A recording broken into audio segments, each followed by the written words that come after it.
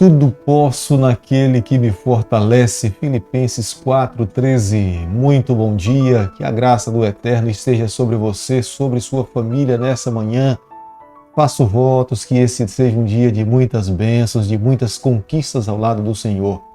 Vamos, nesse primeiro encontro, permitir que Deus conduza a nossa vida, abençoe a nossa trajetória e que os nossos planos, sonhos e projetos estejam de acordo com a vontade do nosso Deus. Quero nesse instante deixar com você um versículo da palavra do Senhor, Salmo capítulo 100, o verso 4, onde diz o seguinte: Entrai por suas portas com ações de graça e nos seus átrios com hinos de louvor. Rendei-lhe graças, bendizei-lhe o nome. Salmo capítulo 100, o verso 4.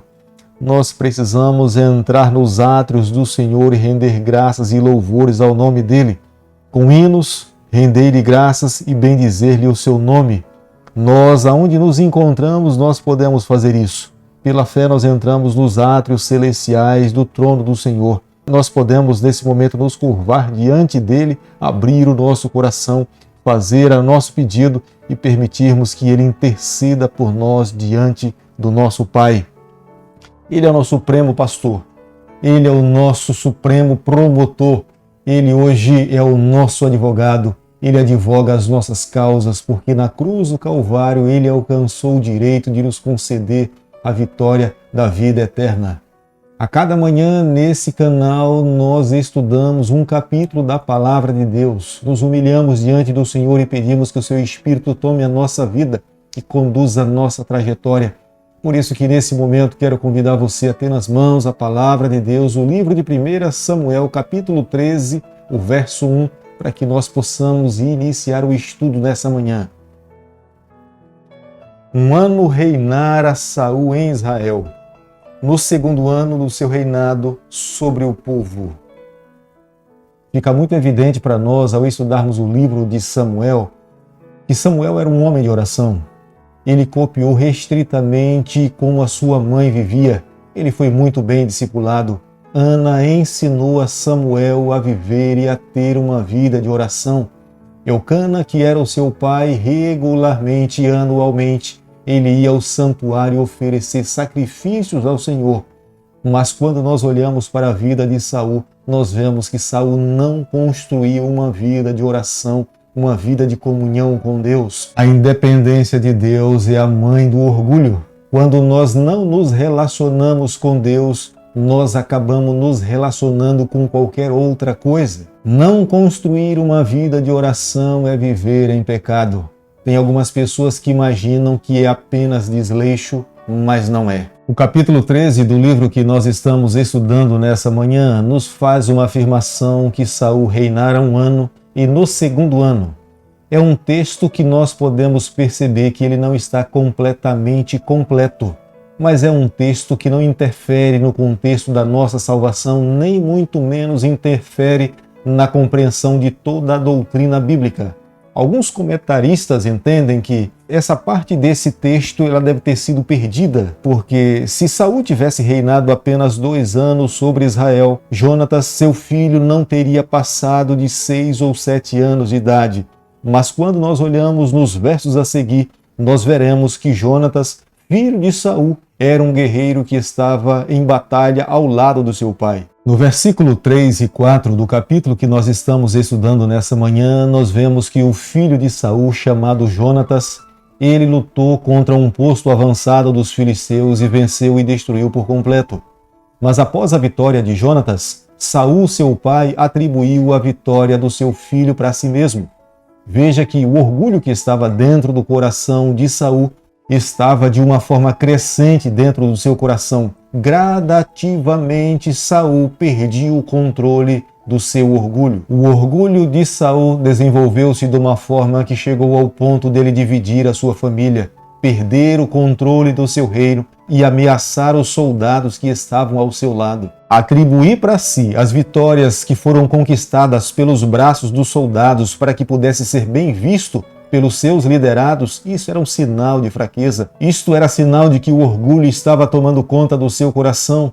Hoje, nos dias em que nós estamos vivendo, se percebermos que o nosso coração tem sido tomado por esse mal, nós precisamos recorrer a Jesus Cristo, nós precisamos nos humilhar diante do Pai, nós precisamos dar os devidos créditos às pessoas que são de fato merecedoras, tomar os créditos de uma outra pessoa para que nós possamos nos sair bem de outras. Isso é um tremendo sinal de fraqueza. 1 Samuel capítulo 13, o verso 6, a Bíblia diz o seguinte: Vendo, pois, os homens de Israel que estavam em apuros, porque o povo estava apertado, esconderam-se pelas cavernas e pelos buracos e pelos penhascos e pelos túmulos e pelas cisternas.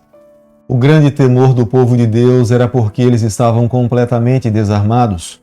Os filisteus monopolizavam o ferro.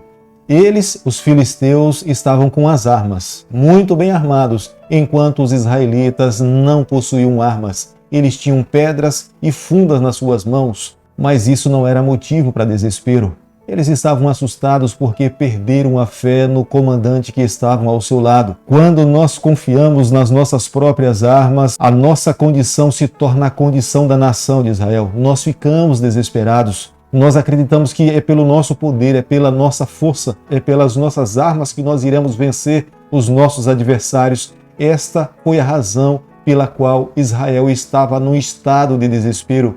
Se eles estivessem crendo que Deus estaria ao seu lado, os anjos do céu desceriam para lutar as suas batalhas também. Jamais se esqueça, quando nós entramos em batalha nessa terra, quando nós confiamos no poder de Deus, Deus desce para lutar as nossas batalhas. Ele faz das nossas batalhas as suas batalhas. Nós não podemos confiar na nossa capacidade, nós não podemos confiar nos nossos recursos. O que nós precisamos fazer para nos tornarmos vitoriosos é crer no braço do Onipotente. 1 Samuel capítulo 13, o verso 9, a palavra de Deus diz o seguinte: Então disse Saul: Trazei-me aqui o holocausto e ofertas pacíficas. E ofereceu o holocausto. Samuel tinha dito para Saul que ele não poderia oferecer os sacrifícios, até porque a responsabilidade de sacerdote recaía sobre os ombros de Samuel. Era Samuel que tinha nas mãos o ofício para apresentar a Deus os sacrifícios.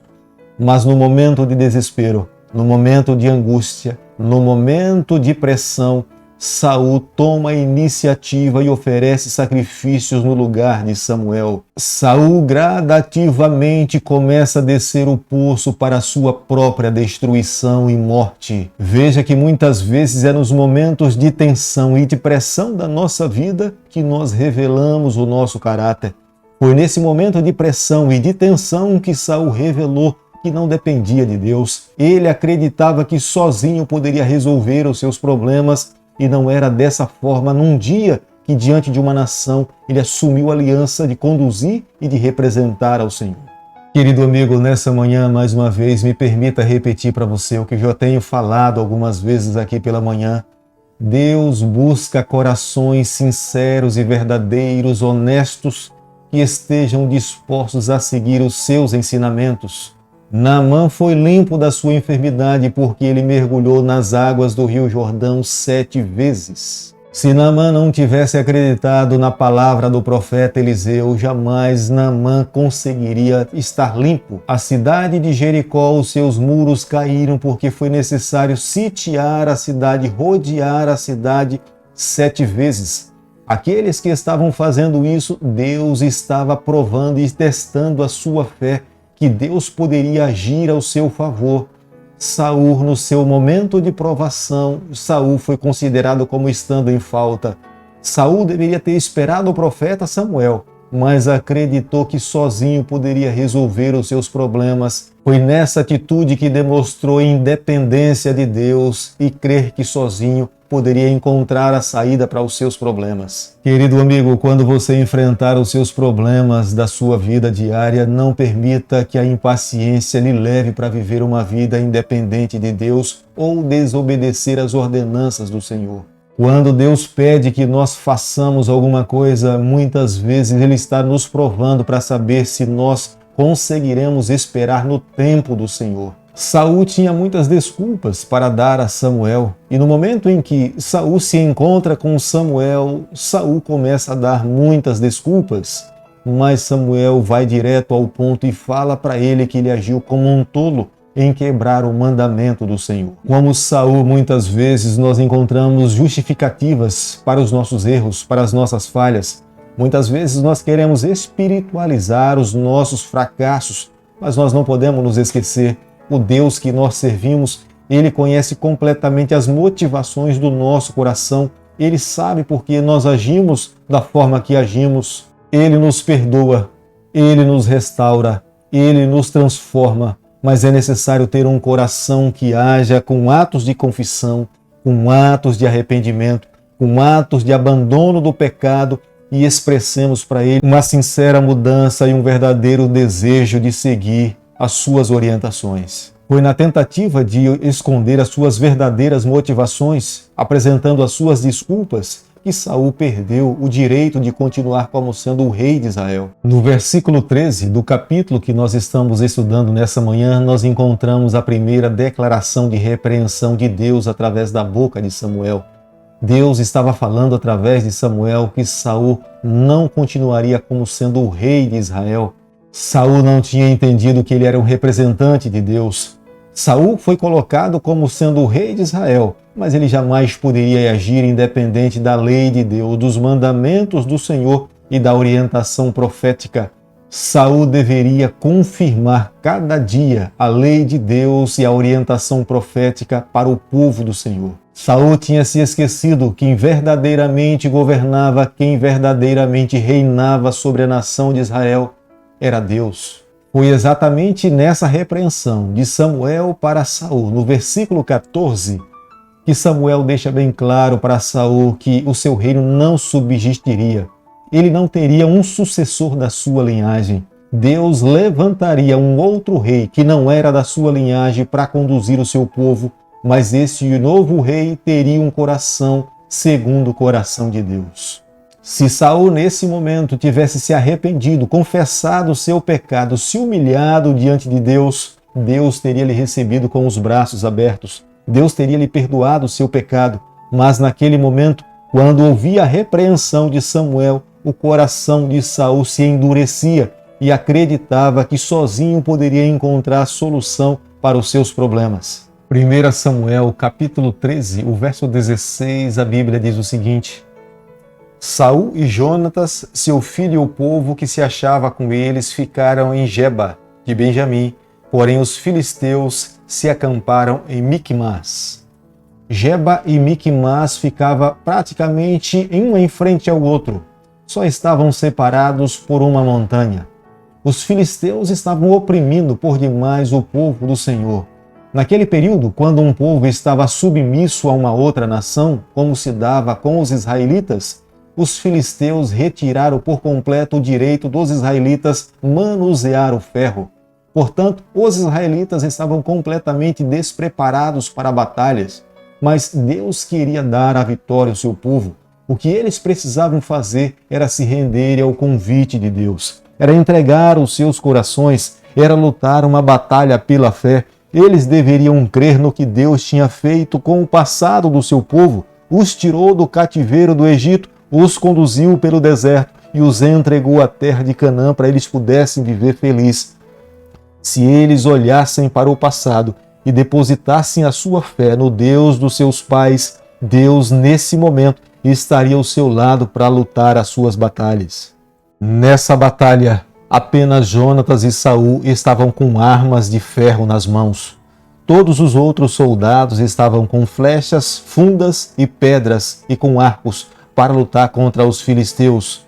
Os filisteus monopolizaram o poder do ferro, mas nessa batalha Deus agiu poderosamente através das mãos de Jonatas e Saul, e Deus concedeu a vitória ao seu povo.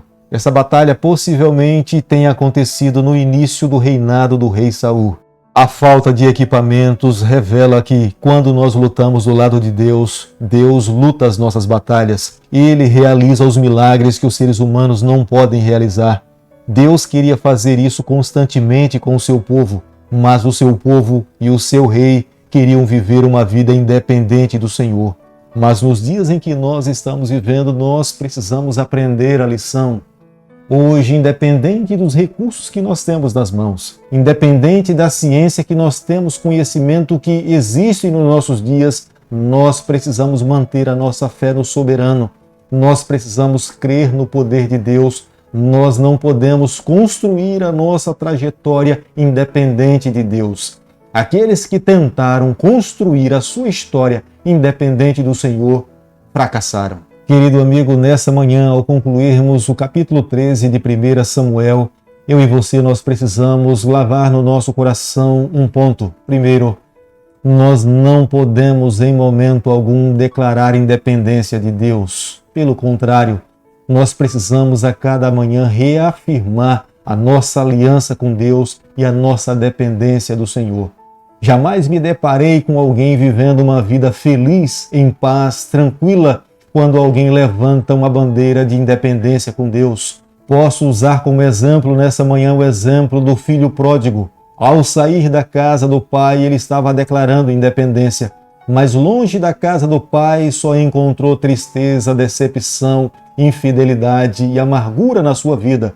Quando volta para a casa do pai, ele encontra segurança, paz, comida e proteção. Quando nós andamos ao lado do Senhor, a nossa vida é cercada pelos braços do nosso Pai. Ele está ao nosso lado 24 horas. Ele envia os seus anjos para estar na nossa companhia. Somente vivendo ao lado dele, o nosso coração encontra a verdadeira paz, a verdadeira alegria. Por isso que nessa manhã eu quero convidar você. Vamos juntos nesse momento nos colocarmos nos braços do nosso Pai e pedirmos a Ele que permaneça ao nosso lado no decorrer de toda a nossa trajetória. Querido Pai, muito obrigado pela Tua proteção. Permanece conosco no decorrer desse dia da nossa vida. Nos toma nas Tuas mãos. Abençoe a nossa vida, a nossa família. Nós oramos, nós pedimos e o fazemos em nome de Jesus. Que o Senhor te abençoe e te guarde. Que Ele faça resplandecer o seu rosto sobre você. Que Ele tenha misericórdia de você. Que sobre você nessa manhã Ele levante o seu rosto e conceda a sua paz em nome de Jesus. Amém.